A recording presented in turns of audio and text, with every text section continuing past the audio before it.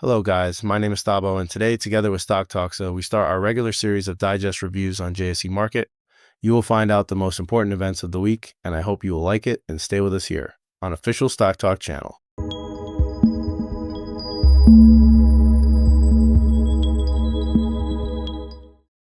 What can I tell you about past week?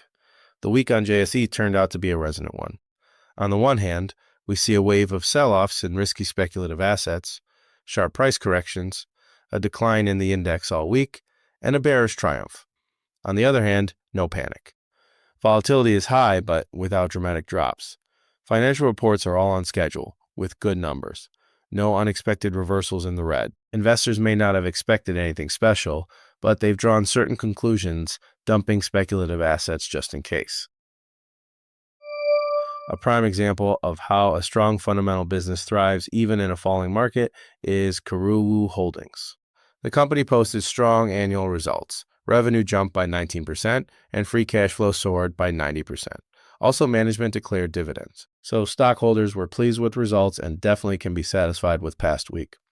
The company rose more than 8% in a week, reaching a yearly high in value. Congratulations. Which company has proven to be the most successful against all odds? ArcelorMittal guys. Here, purely internal drivers converged. State-owned deal.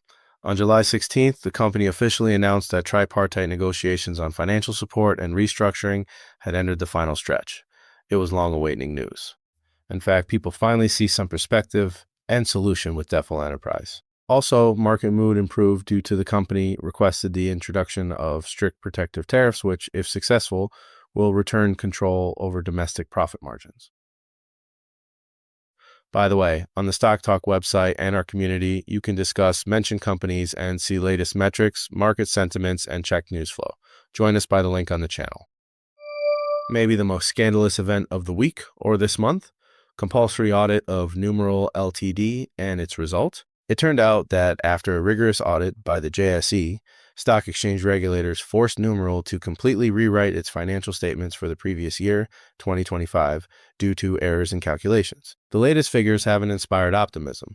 Core earnings per share have plummeted by 47%, there will be no dividends, and the company itself is urgently exiting a number of assets due to a conflict with its data consolidation partners. One more event is likely the most exciting deal of the week in Prosus.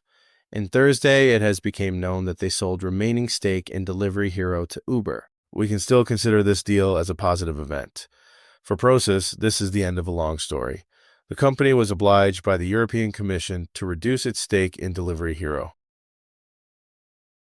While it was all events on JSE selected by me and Stock Talk community, please specify in the comments what event seems the most important for you on JSE and how would you rate this week. Follow us to get the latest digest review as soon as it's published, and don't hesitate to join StockTalkSA community. Have a nice upcoming trading week. Bye-bye.